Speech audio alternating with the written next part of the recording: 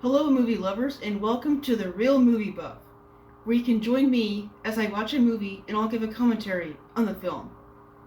Scene by scene, I'll explain my favorite aspects of it and state a few things I may have done differently. I have an awesome cousin-in-law and his favorite movie of all time is the 2001 comedy A Knight's Tale. So Kyle, my friend, this one is for you. Let's go jousting.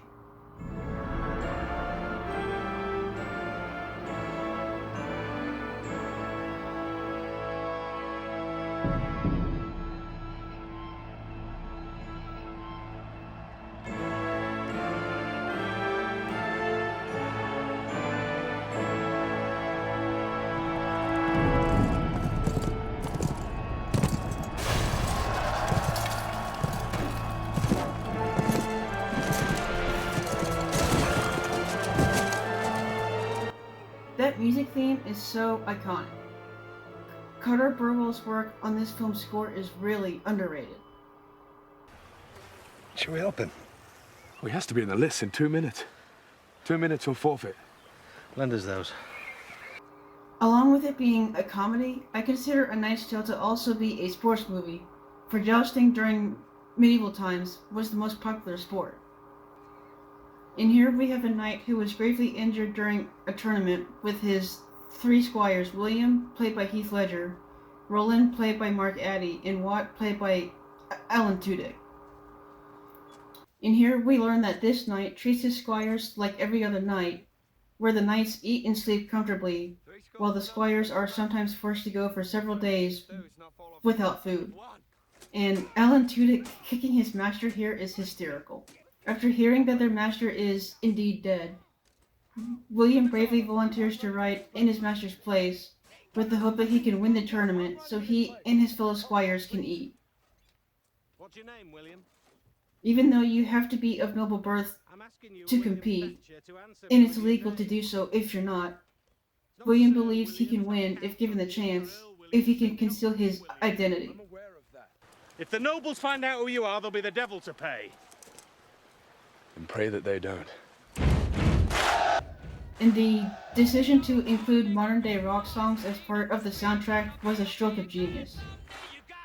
The songs perfectly put you in the right headspace, for again, jousting was a medieval sport, just like football and basketball are modern sports, and players and fans alike enjoy pumping themselves up with music, just like the people from this time period.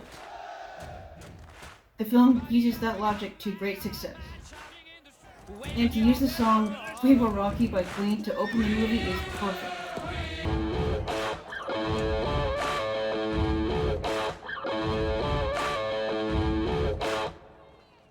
Get it in the cradle! And William takes a big step in the right direction here by winning his first tournament. One day on set, while Ledger and director Brian Helgeland were demonstrating a jousting move, Ledger actually accidentally knocked out one of Helgeland's teeth with a broomstick. It was said that that was the only jousting injury during filming. And William wishes to continue jousting while hiding his true identity so he can achieve the greatness and fame that he's always dreamed of. That is nothing, and nothing is right where glory will take us. We're the sons of peasants. Glory and riches and stars are beyond our grasp, but a full stomach, that dream can come true. His friends are understandably hesitant at first, but they do agree finally to be his squires for a chance at fame. And since he's had no training in the sport, William must secretly train to joust. And time again, it doesn't go well. Well, I guess that means we should do it again. Come on. Come on, ponies. Thong him. Yeah. And obviously this particular technique has its hazards. With William's armor being too heavy, he can't resurface from the water. But finally, after weeks of practice, he finally starts to get the hang of it. And here, the trio meet Geoffrey Chaucer, a wandering writer played by Bettany. I think Bettany is the best scene stealer in the movie and gives the best performance behind Heath Ledger. Were you robbed? Interesting question, actually. Yes. And then at the same time, a huge, resounding no. It's more a sort of involuntary vow of poverty, really. The trio see that the man needs help and obviously some clothes. And William must now create a fake name for himself on the spot, and he comes up with Sir Ulrich von Liechtenstein. Delves of Dodgington and Foulhurst of Crewe. I'm Richard the Lionheart. Pleased to meet you. No, wait a minute. I'm Charlemagne. No, I'm St. John the Baptist. All right. And William understands that they need Chaucer's skills if he is to pass himself off as a legit knight. At the tournament, their plan works, and William is able to compete in the games. And here we meet the young woman that William instantly falls in love with, the fair Jocelyn, played by Shannyn Sossamon. When I first saw this movie, I had never heard of this actress, and to be honest, I've never seen her in anything else ever since, but she does a good job. Oh, I would hear you speak if it cost me my ears. That is well, but I do not want silence in my life. Tell me your name. And William tries to win her over, but his efforts are in vain at first, especially after accidentally bringing his horse into the church. And now he decides to drop the sword event to focus on jousting, even though the sword is his best event. For he wants to be tournament champion, and the jousting champion is by default the tournament champion. And here we get to witness how different William is to other knights by showing mercy to his new herald. Yes, I lied. I'm a writer. I give the truth scope. Behold, my lord Ulrich von Liechtenstein, son of Scylla. Too late. Excuse me. Too late. He's been announced. Fine. 10 blows by sword. And this is one of the funniest parts of the movie. No one cheers for William here because during the filming of this scene, no one in the crowd actually spoke English, so no one knew what Paul Bettany was actually saying. So Mark Addy awkwardly cheers, and the crowd joins in.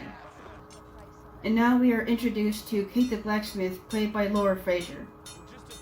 You know that she knows her craft because she immediately knows that the armor that William wears was not made for him, and offers to be his personal blacksmith. Catch meat, hot wine! Catch meat, hot wine! Catch meat, hot wine! And this is Count Adamar, the main antagonist of the movie, played by Rufus Sewell. He seems very polite and gentlemanly, but in reality, he is arrogant and totally self-serving.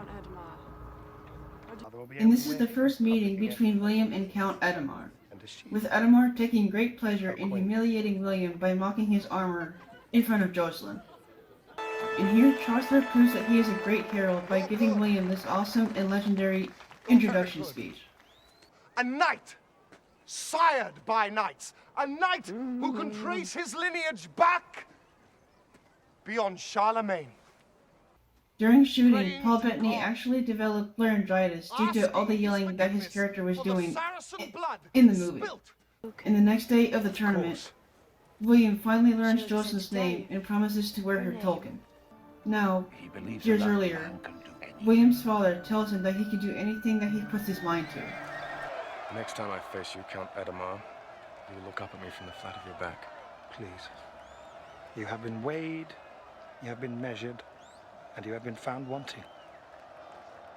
After the tournament, Jocelyn wishes to attend the banquet with him, but William has no idea how to dance, so he takes lessons from Kate. And this dialogue that William gives to Jocelyn is, well, he's trying his best, but his flattery needs work. The moon and make Gelderland. Well, it's a lot like the Farandole, but with some differences. And now William is trying his best to come up with a dance from Gelderland on the spot, but since he has no experience, he fails miserably. But luckily, Jocelyn feels sorry for him and helps him. And now it turns into this awesome dance that everyone can enjoy now.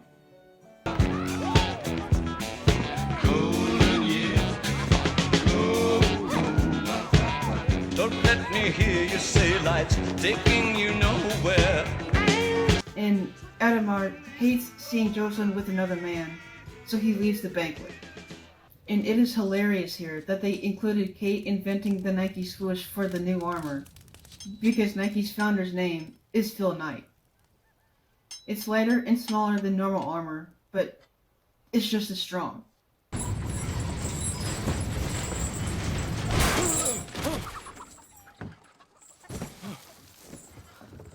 Are you all right, Will?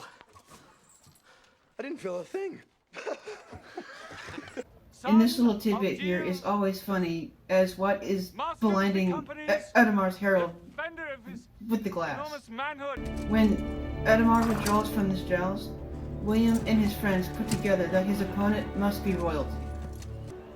Later, Chaucer discovers that the mysterious knight is actually Edward, the Black Prince of Wales. It's not in me to While everyone else rushes to withdraw William, No me.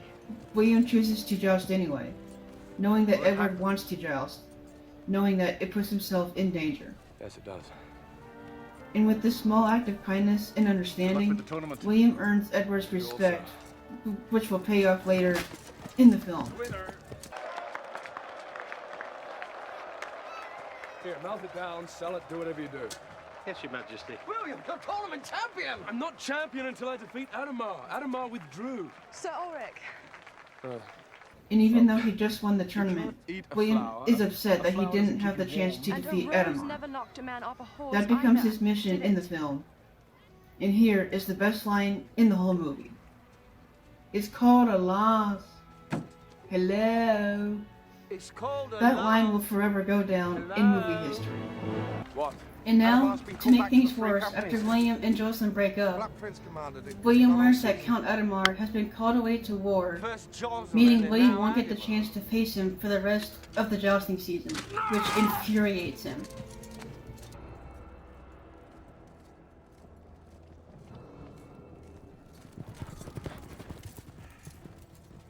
Tournament results, man. Months later, Adamar is equally infuriated when he learns that Ulrich von Liechtenstein has won every single tournament in his absence.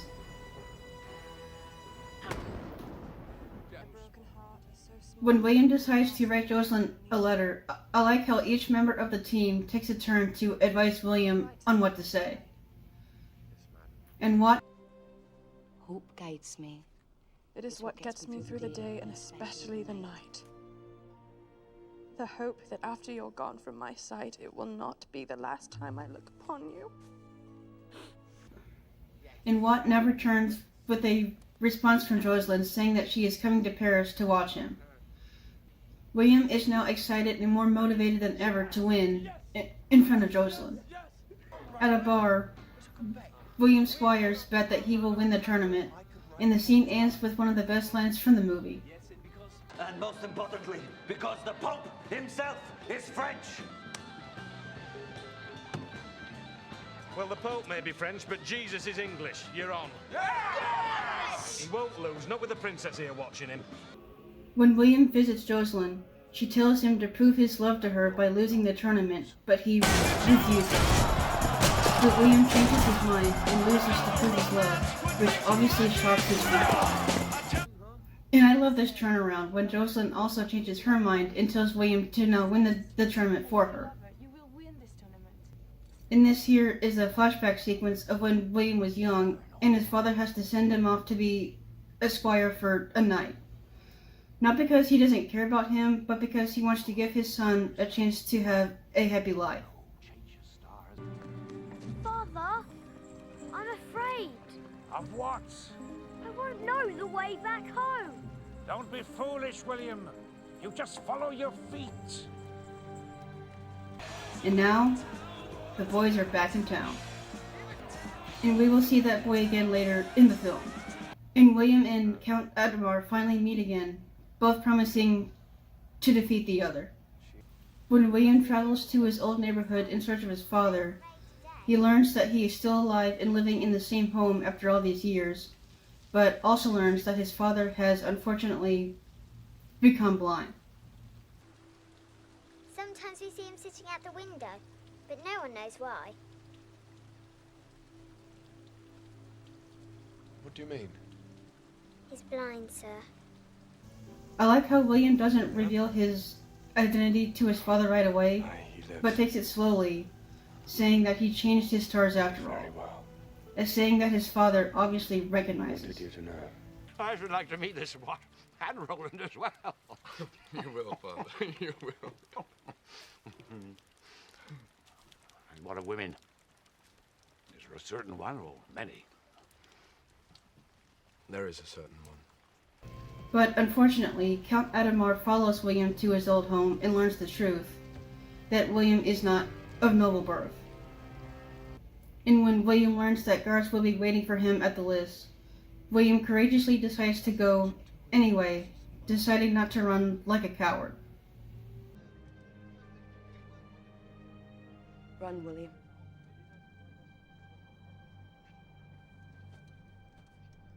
No! I will not run! Because of his courage, his whole team agrees to go with him, which shows loyalty. And again, this music is so good. It's a shame it's not given the proper recognition that it clearly deserves.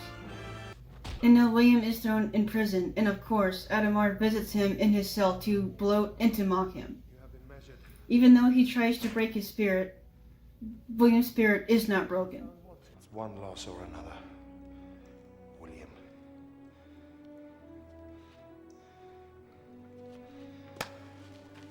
In what world could you have ever beaten me?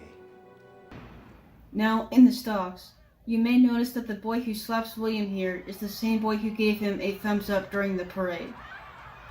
And the townspeople here also mock William until Prince Edward himself arrives, and to everyone's shock, releases him from the stocks and knights him, not just because of his noble character, but because it was discovered that he comes from an ancient royal line, and tells him that he is free to compete in the tournament championship again. I dub thee Sir William.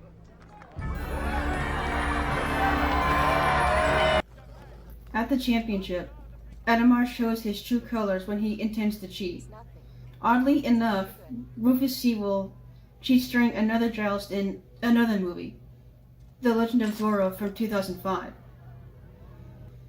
And now, with the hope of winning fading, William makes a bold move and decides to joust without armor, and tells Watt to tie his lance to his arm because he is so weak.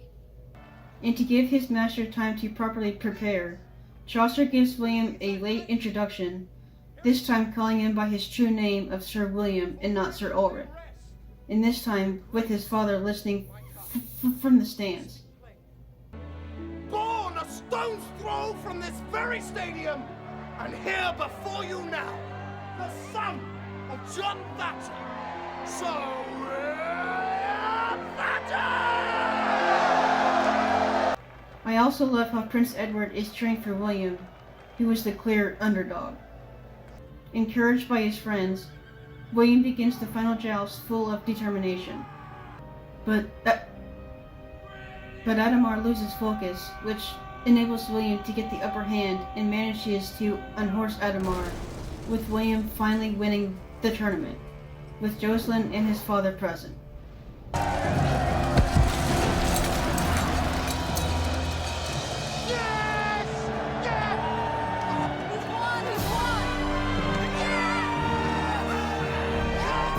And when Chaucer says that he'll write some of the story down, it's referencing the fact that the real Chaucer's first chapter in the Canterbury Tales is A Knight's Tale. And the film ends with William receiving a kiss from Jocelyn, with the constellation of Orion the Hunter in the sky, because Jocelyn once called William a true hunter due to his fearless jousting technique. That was a great parallel to end the movie, with happy endings all around. Thank you for watching A Knight's Tale with me, The Real Movie Buff. If you enjoyed this commentary, please like and subscribe, and I hope to see you again next time.